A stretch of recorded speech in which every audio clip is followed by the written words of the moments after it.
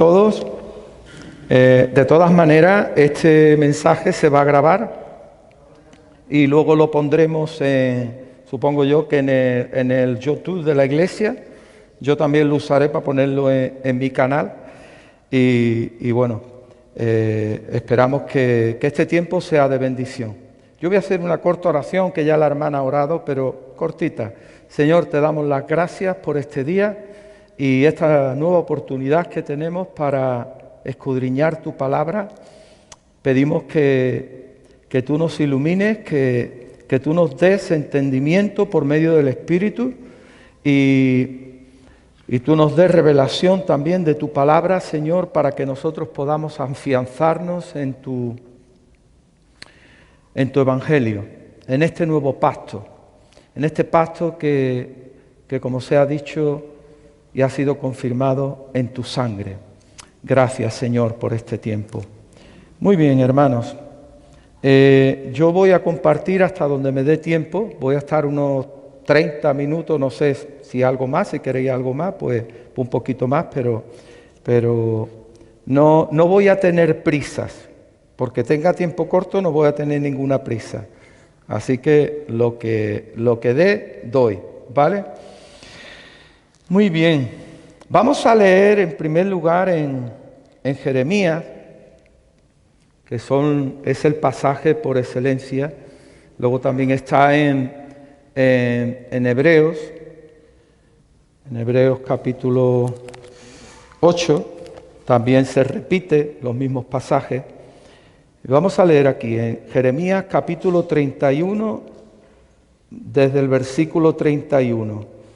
Y vamos a tocar un poco lo que es la introducción al nuevo pacto. La introducción al nuevo pacto.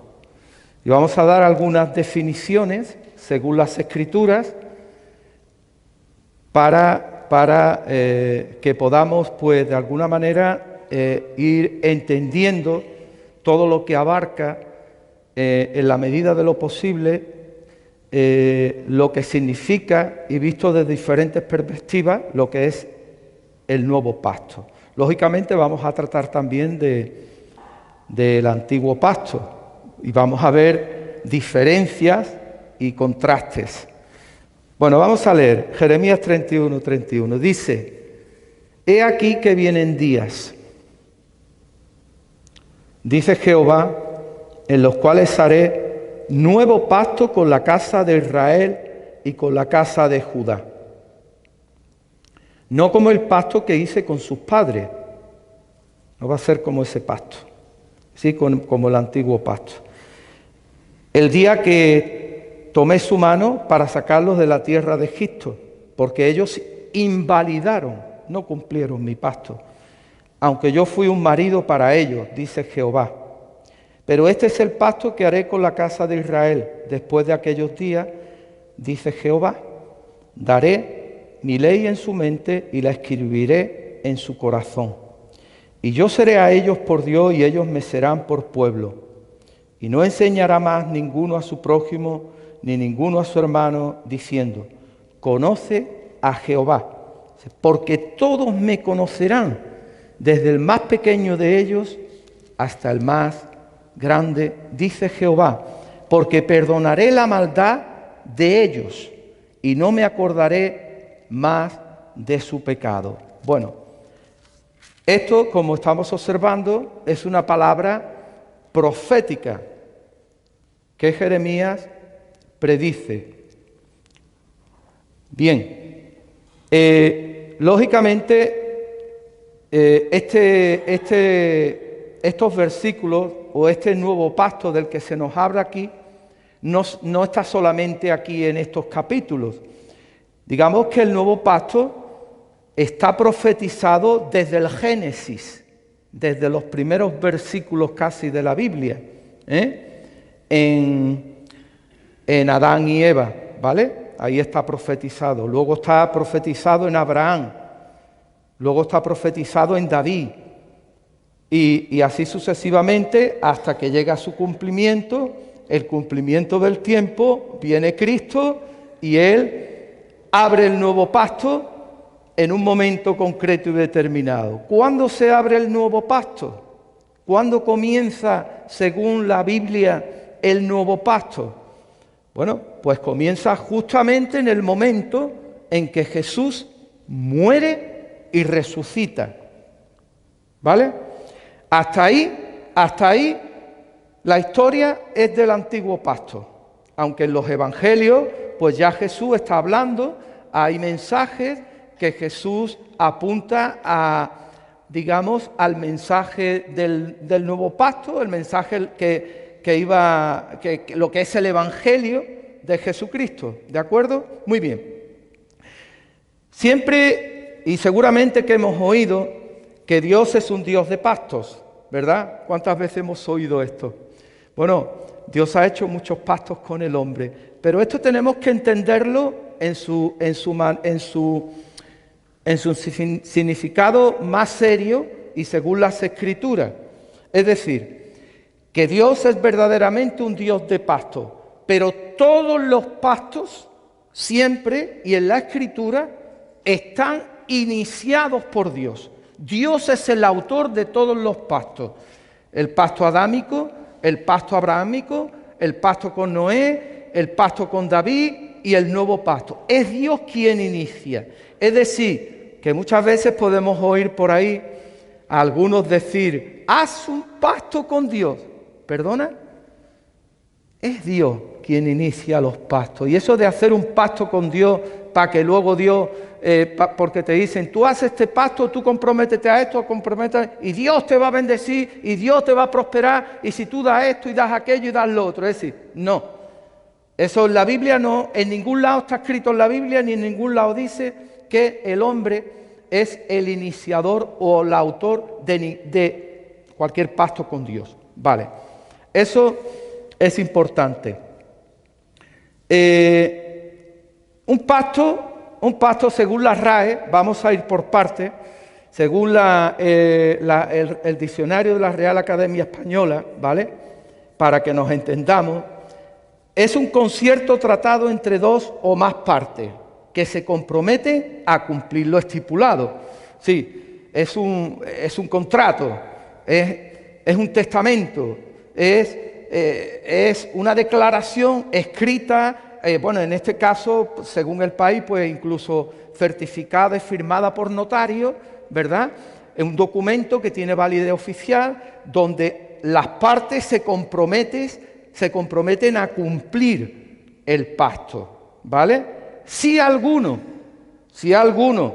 de los que han participado en ese pacto no cumple, el pacto queda invalidado, el otro tampoco está obligado a cumplir. ¿Vale? Bien, ahora tenemos que entender una cosa. En la Biblia, los diferentes pactos que el Señor hace con el hombre, digamos que se pueden dividir en dos bloques. Dos bloques que son importantes, ¿vale? Fundamentales. Y es pactos condicionales, sí, pactos donde Dios, digamos, declara lo que es su voluntad, lo que es su propósito para el hombre, y el hombre está obligado sí o sí a cumplir. Por ejemplo, en el antiguo pacto, pues todos sabemos que el pacto que Dios suscribió por medio de Moisés en el monte de Sinaí, Él le dio unas leyes y el pueblo estaba obligado a cumplir esas leyes, estaba obligado a obedecerlas. ¿De acuerdo? Es decir, hasta el punto de que si el hombre no obedecía, las maldiciones vendrían sobre él. Si obedecía, tendría bendiciones y promesas que se cumplirían. Entonces, eso es un pacto condicional, sujeto a condiciones. Los pactos normalmente entre hombres son así, ¿vale? Pero Dios hace cosas también diferentes, ¿no? Bueno, por ejemplo, el pacto con Adán fue un pacto condicional, ¿vale? Dios lo creó, lo puso en el huerto, ¿y qué le dijo el Señor? Él hizo un pacto con él, le dijo, de todo árbol del huerto podrás comer, pero del árbol de la ciencia del bien y del mal no comerás, porque, y aquí vienen las consecuencias, el día que de él comieres, ¿qué dice? Morirás. ¿Qué sucedió? Pues que el hombre incumplió el pacto de Dios. Dios lo había bendecido, le había dado fruto, le había dado animales, le había dado una tierra, le había dado una mujer maravillosa, un bombonazo, y ahora van y desobedecen a Dios, incumplen el pacto. Luego, ¿qué ocurre? Como es un pacto condicional, Dios, por causa de ese pecado, de esa desobediencia, los aparta. Son echados del huerto, de ese lugar y caen de ese lugar de dominio, ese lugar privilegiado, ¿vale? Que ellos tenían. Tenemos que entender una cosa. El propósito de Dios en los pactos es que el hombre tenga una relación con Él. Digamos que un pacto son las condiciones que establece, puedes poner el PowerPoint, un pacto son las condiciones que se establece para una relación. Y claro, en un pacto hay límite y en un pacto hay expectativas. Por ejemplo, aquí hemos visto que en cierto modo Dios hasta dice, yo fui como un marido para vosotros. Quiere decir que el pueblo representaba la esposa, ¿no? Pero esa esposa fue infiel. Esa esposa no cumplió, se salió del pacto y lo rompió, ¿vale? Ahora, aquí en el texto que hemos leído, fijaos en una cosa, vamos a ir poquito a poco. Dice aquí que vienen días, dice Jehová, en los cuales haré un nuevo pacto con la casa de Israel y con la casa de Judá. Vale. Cuando aquí está hablando de la casa de Israel y de la casa de Judá, tenemos que irnos al primer pacto que Dios hizo con Abraham. Porque cuando aquí habla de la casa de Israel y la casa de Judá, no está hablando de la descendencia natural de Abraham solamente, ¿vale? Está hablando de la descendencia espiritual. Ya sabéis que hay dos ramas de la descendencia de Abraham.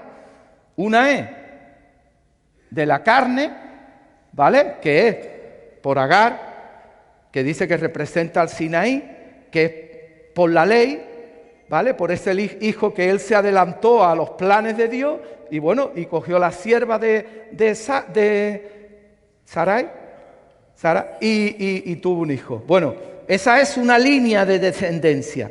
Pero la otra línea de descendencia es Isaac, ¿vale? Y la línea de descendencia de Isaac, en esa descendencia se cumple, luego en toda la genealogía, lo que es la promesa a la simiente de Abraham. En tu simiente serán benditas todas las naciones de la tierra. Todos sabéis ese texto, ¿verdad? Entonces dice Pablo, atended bien, dice Pablo, porque no dice a las simientes, como hablando de mucho. Es decir, Dios no, aquí, cuando habla de la simiente y de ese pacto con Abraham, no está hablando de los hombres, está hablando de uno, está hablando de su hijo, de la simiente. Dicen, ¿cuál serían todas las bendecidas, todas las naciones de la tierra? No solamente el pueblo de Israel, ¿vale? Entonces, esta casa de Israel, este Israel es Israel celestial, es la Israel descendiente de Cristo, que por supuesto incluye a los israelitas descendientes de Abraham, ¿vale? Por supuesto, pero quiero que entendamos esto porque os voy a decir una cosa, y esto vamos a irlo viendo en la palabra. El pacto, el nuevo pacto, es un pacto unilateral. Es decir, es un pacto que Dios hace con su Hijo. Y aquí hemos leído y dice, no será este pacto como el que hice con los hijos de Israel. No, es decir, con los hombres, dice que yo lo cogí de la mano. No es un pacto con los hombres, es un pacto con el Hijo de Dios, Jesús. Un pacto unilateral. Y Cristo es el que cumple el pacto. De otra manera, si lo hubiera hecho con nosotros, seríamos nosotros los que hubiéramos tenido que cumplir. Es decir, volveríamos otra vez al tema de que sería un pacto condicional, como sucedió con el antiguo pacto y con el pueblo de Israel, que no cumplieron. Pero el pacto es con Cristo. ¿Y qué sucede aquí? Que Cristo es el que cumple todo el pacto. Y Cristo es el que certifica ese pacto. Cristo es el que sella con su sangre, por eso Él dice, esta es la sangre del nuevo pacto, que por vosotros es derramada. Y entonces Él suscribe y se hace mediador y garante del nuevo pacto. Gloria al Señor. Ahora, estamos diciendo, y vamos a seguir leyendo, aquí para por lo menos ir viendo este texto y luego vamos por partes. Dice, aunque fui yo un marido para ellos. Todos sabemos el pacto matrimonial, ¿verdad? Pacto que uno hace con la mujer que quiere compartir su vida y la mujer con el hombre que quiere compartir su vida. Hay un compromiso, hay unas declaraciones y hay un testimonio ante la sociedad, o los hermanos, o la iglesia, ¿no? Bueno, todos los pactos tienen, como hemos dicho, unas expectativas, tienen unos límites, ¿no? Entonces el pacto matrimonial es así también, ¿vale? Mientras el matrimonio está dentro de ese pacto, ¿vale? Y no se trata simplemente de guardar una serie de cosas, no. Porque ese pacto, ¿cómo se entra? Se entra por amor. En ese pacto se entra por una decisión. Y sobre todo nosotros que somos creyentes, cuando entramos en ese pacto sabemos que esto es para toda la vida. Es verdad que hay excepciones. Pero mientras nosotros cumplimos y estamos ahí dentro del pacto, a mí no me tienen que recordar, oye, cumple el pacto matrimonial. No. Yo lo cumplo, ¿sabes por qué? Porque yo amo a mi mujer. Porque yo la amo. Porque he decidido vivir con ella toda la vida. ¿Vale?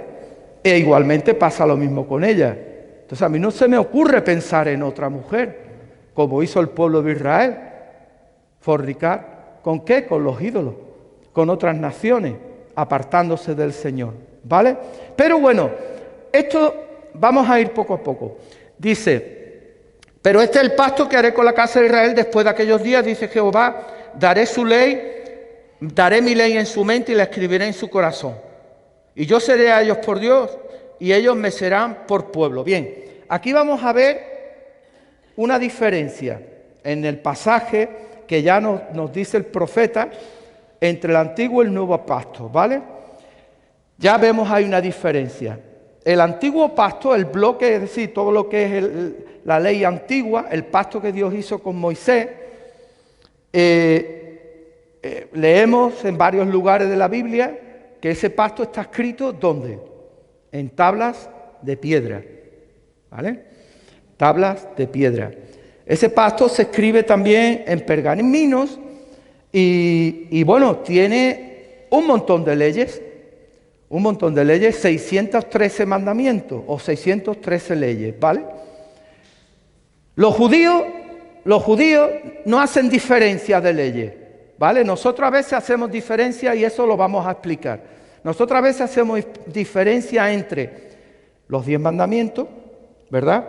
La ley, decimos los 10 mandamientos, la ley moral de Dios, menos uno, el de guardar el sábado. Bueno,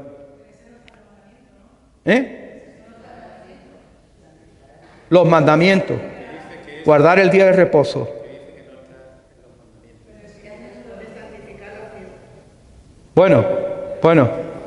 Bueno, básicamente, santificar la fiesta, los días judíos, los días de festejo judío y que Dios había de alguna manera establecido. Luego tenemos las leyes sociales, leyes civiles, que esas leyes distinguían al pueblo de Israel de otros muchos pueblos.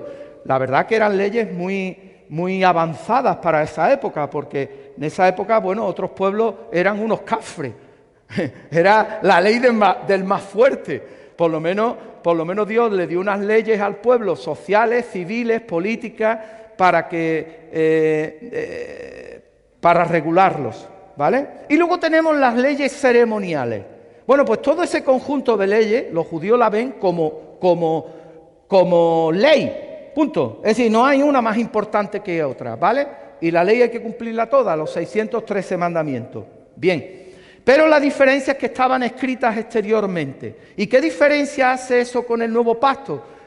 Aquí hemos leído: escribiré mi ley en vuestra mente y en vuestros corazones. Es una ley interior. Es una ley que Dios escribe en nuestras vidas, en nuestro corazón, en nuestra mente. Es interior. Es una ley interior que luego opera en nuestras vidas, hermanos, como principio de vida. Luego vamos a ir explicando esto, porque qué es lo que hace la diferencia de una ley con otra, ¿vale? También. Entonces, esa ley, esta nueva ley del nuevo pacto, Dios la escribe en nuestra mente, en nuestros corazones. ¿De qué manera? Pues bueno, nosotros tendríamos que ir, por ejemplo, a Ezequiel capítulo 30 y... A ver... Ezequiel capítulo 36, ¿me lo puede poner? Versículo 26. Ahí tenemos cómo opera de alguna manera esta ley. Ahí está. Y dice: y quitaré de vuestra carne el corazón de piedra y os daré un corazón de carne. ¿Por qué? Ahora, ¿por qué la ley antigua estaba escrita en tablas de piedra? Porque el corazón del hombre era de piedra. De piedra. ¿Vale? Entonces la ley, la piedra con la piedra, y Dios escribió sus leyes en tablas de piedra. ¿Por qué? Porque el antiguo pacto fue hecho con el hombre descendiente de Adán, el hombre pecador, el hombre que está apartado de Dios, el hombre que en su espíritu está separado y no reconoce a Dios. La ley del antiguo pacto fue dada al hombre que estaba lejos de Dios, al hombre natural, para que nos entendamos, al viejo hombre, a los hijos de Adán. Todos los hombres descendemos de Adán. ¿Y qué dice la palabra? Lo que es de la carne, carne es. Bien, pues el antiguo pacto fue dado al hombre natural, ¿vale? Bien, al hombre natural Dios le dijo por medio de Abraham: todos los hijos a partir de los 8 días se circuncidará. Eso, con esa circuncisión, entraban dentro del nuevo pacto. Era el acceso al nuevo pacto, ¿vale? Ahora sucede otra cosa, que para entrar al nuevo pacto es lo mismo. Dios quita el corazón de carne, de piedra, y nos da un corazón de carne. O sea, Dios quita el corazón de piedra y nos da un corazón de carne. Él nos circuncida. Por eso Pablo luego en Gálatas explica que la circuncisión es la del corazón. Por eso, por medio de esa circuncisión en el espíritu, nosotros entramos en el nuevo pacto. Entonces, quitaré de vuestra carne el corazón de piedra, os daré un corazón de carne, y pondré dentro de vosotros mi espíritu. Hermano, y esto es maravilloso, porque esto es la promesa del espíritu que Dios le hizo a Abraham. Esto hace una gran diferencia. Esto hace superior al nuevo pacto, y es en que los antiguos, los que estaban bajo la ley, no tenían la experiencia del Espíritu. El Espíritu no obraba en las personas, exceptuando en algunos profetas y reyes. O sea, es muy selectivo, como vosotros sabéis. Elías, Eliseo,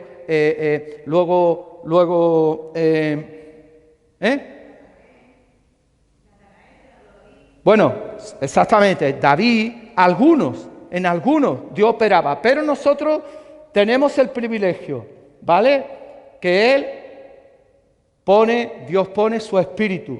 Dice: y haré que andéis en mi estatuto y guardéis mis preceptos y los pongáis por obra. Ahora, cuidado, ¿Qué entendemos aquí? Porque alguno te puede decir o tú puedes entender, ve, es que tenemos que guardar la ley.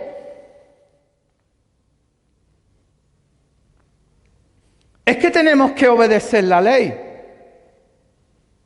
Pero no la ley escrita en tablas de piedra.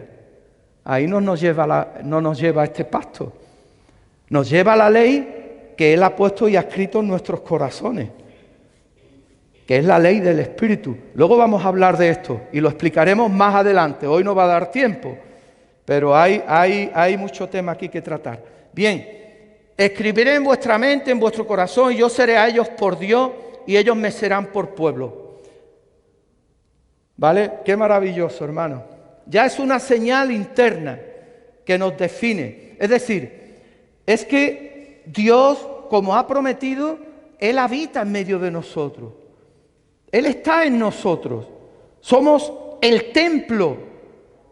En la antigua ley, el templo era el tabernáculo, era el templo que levantó Salomón, ¿vale? Pero ahora el templo es la iglesia, es nuestro cuerpo, donde Dios habita. Por eso dice, y seré vuestro Dios y vosotros seréis mi pueblo. Somos el pueblo del Señor, hermano. Él nos ha escogido, Él nos ha redimido. Somos su pueblo. Y fijaos, dice, otra cosa importante de esto, ¿vale? Otra cosa que hace la diferencia. Dice, y no enseñará más ninguno a su prójimo ni ninguno a su hermano diciendo, conoce a Jehová porque todos me conocerán, desde el más pequeño de ellos hasta el más grande. ¿Qué hace diferencia esto con el antiguo pacto? Pues que todos y cada uno de nosotros podemos tener una experiencia personal con Dios. Eso es lo que está explicando aquí. Y esa experiencia no es transmisible, es decir, no se hereda de un hombre a otro. Como hemos oído muchas veces, Dios tiene hijos pero no tiene nietos. Esta experiencia se adquiere con el nuevo nacimiento, con esta intervención, esta cirugía espiritual que Dios hace en nuestros corazones. Y entonces tú puedes decir como Pablo, yo sé en quién he creído. Eso es el nuevo pacto. Ahora, ¿qué significa? ¿Que no tenemos que aprender? ¿Que no va a haber personas que nos van a enseñar? Claro que sí. En el antiguo pacto estaban los pastores de Israel o los profetas, estaban los escribas, estaban los fariseos, estaban los sacerdotes.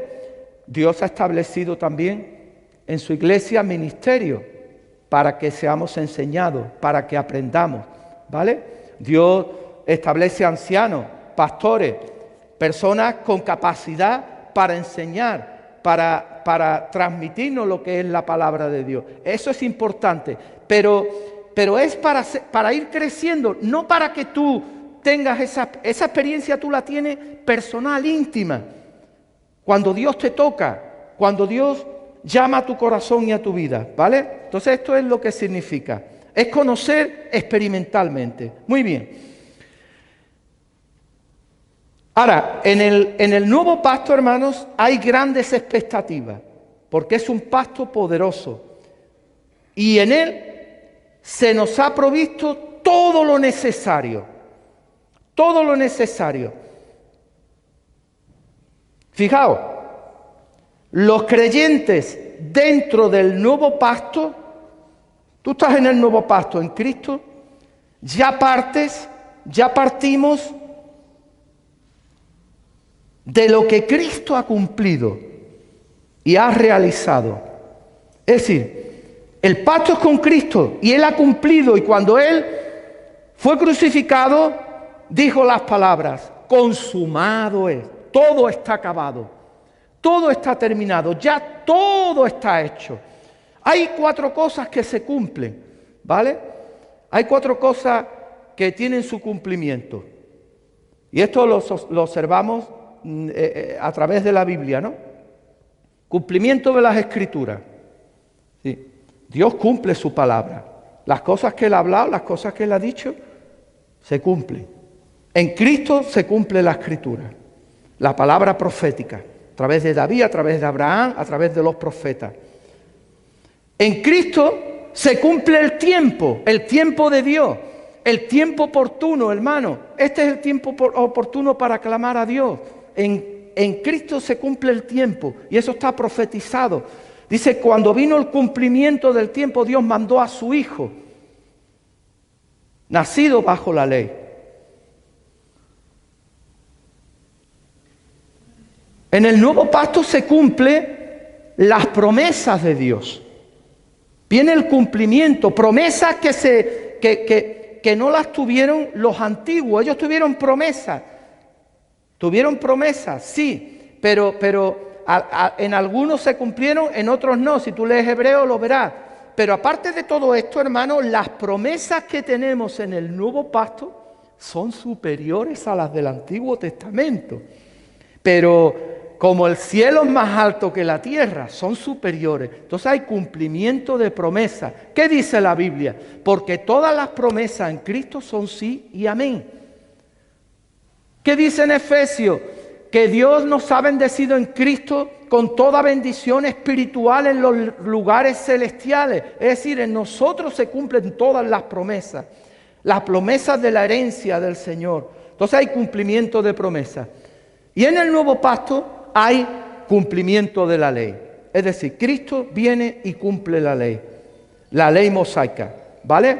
¿Y hasta cuándo es la ley mosaica? La ley mosaica es, Él lo dijo muy claramente, hasta Juan el Bautista. Hasta Juan, ya está. La ley y los profetas fueron hasta Juan. Se acabó. A partir de aquí, ¿qué ocurre? Se predica el nuevo pacto. ¿Y cuál es el nuevo pacto? El reino de Dios. Dios ha venido, el Rey de Reyes se ha manifestado y hemos visto su gloria, gloria como del unigénito del Padre, lleno de gracia y de verdad. Porque la ley dice, el Evangelio de Juan vino por medio de Moisés, pero la gracia y la verdad por medio de Jesucristo. Gloria al Señor. Quiero terminar, no sé cuánto tiempo llevo ya. No lo he seguido, ¿no? Bueno, quiero, ¿qué llamamos? ¿30 minutos? No lo sé. ¿Sigo? Bueno, pues avisarme. Bueno, vamos a ver aquí, vamos a ir definiendo poco a poco el nuevo pacto, ¿vale? El nuevo pacto trata de la nueva economía y de la administración de la riqueza espiritual en el reino de Dios. El nuevo pacto es la economía de la gracia establecida en Cristo. Vamos a ver, ¿qué queremos decir con esto? La nueva economía. Vamos a entender los dos pactos como la economía o los recursos de Dios, ¿vale? Estaba la economía del antiguo pacto, que era una economía bastante apretada, era una economía de deuda, era una economía en la que el hombre estaba deficiente, no podía pagar porque era un pecador, no podía cumplir. Era una economía de hipoteca hasta los ojos, que no podían las criaturas, pero porque era la ley mala, porque Dios era malo, no, porque Dios dio la ley con un propósito. Primero para reflejar su santidad, pero también para mostrar que el hombre es pecador. Y el propósito que Dios buscaba en la ley, ¿cuál era, hermano? ¿Que el hombre cumpliera letra por letra? No.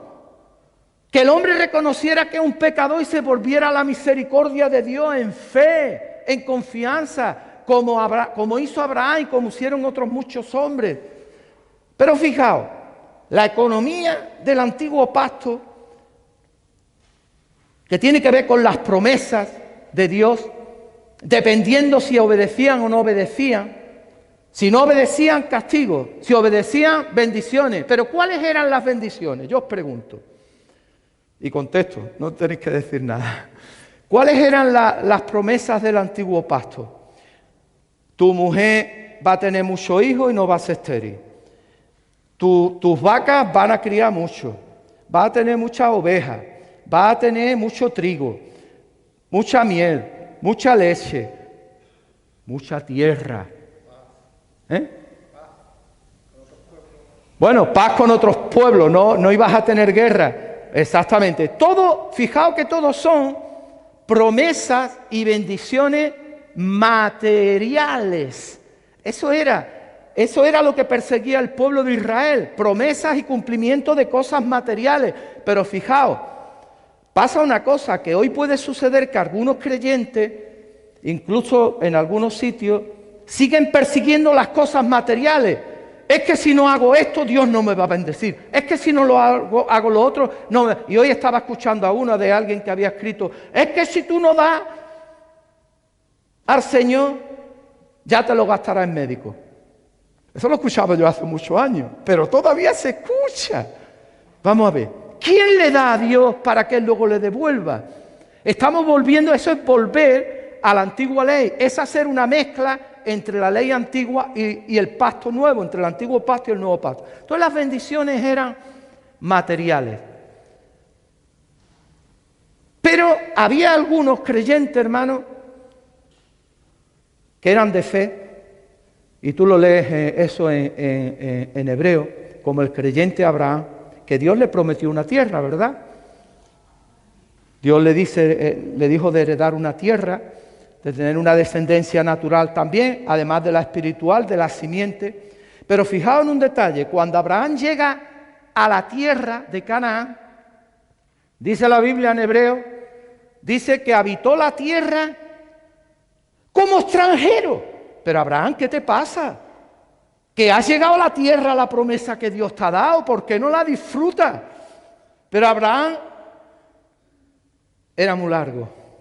Su mirada era una mirada de fe. ¿Y sabe qué dice la Biblia? Que él estando en la tierra se consideró extranjero, porque tenía puesta la mirada en la patria celestial. Hermano, él miraba las cosas espirituales. Era un hombre de fe. No era un hombre que simplemente se regía por leyes. Él no decía, yo me voy a conformar con las vacas, con la tierra, con esto. No. Él tenía la visión en las cosas de arriba. ¿Vale? Pero es que también en hebreo se nos cuenta de algunos creyentes que eran igual. Que estando en la tierra eran extranjeros y peregrinos porque tenían su corazón en las cosas de arriba. Y hermano, muchas veces nosotros que estamos en el nuevo pacto, que las bendiciones son mucho más grandes. Más adelante os compartiré y hablaremos sobre la superioridad del nuevo pacto, ¿vale? La superioridad del nuevo pacto. Pero fijaos, Dios nos ha bendecido con toda bendición espiritual, unas bendiciones mucho más grandes. Y a veces solamente estamos mirando las cosas de la tierra. Debemos entender una cosa, y aquí voy a terminar, hermano. El propósito del nuevo pacto, como otros pactos, pero especialmente del nuevo pacto, es traernos al origen y el diseño de Dios para el hombre. Restaurar la imagen de Cristo en nosotros, porque cuando Dios dijo haremos al hombre a nuestra imagen y semejanza, era imagen y semejanza de Cristo, como compartimos ayer en la oración. Ese es el propósito eterno de Dios para todos nosotros. Entonces, el propósito del nuevo pacto es restaurar esa imagen, restaurar esa posición de representante de Dios como lo era Adán, que perdió su autoridad.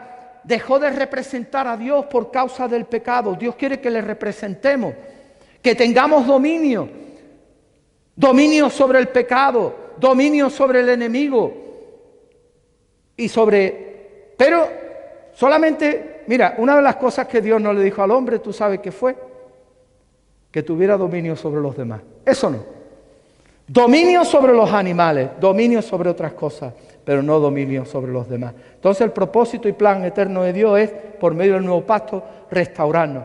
Y estamos en esta economía, hermano, termino aquí, que es la economía de la gracia, de la abundancia, de la bendición plena, de la plenitud en Cristo. Es una economía de gracia, donde ya nosotros no tenemos que cumplir. Simplemente Dios te toma, te coge y te mete en ese pacto, te ha metido, porque ese pacto ya está hecho con Cristo. Ya tú eres un beneficiario. ¿Qué dice el testamento? Esto es lo que dice, esto es lo que me ha dejado, esto es lo que me da el Señor. Pues eso es lo que yo tengo que buscar de Él. Amén. Bueno, pues voy a terminar.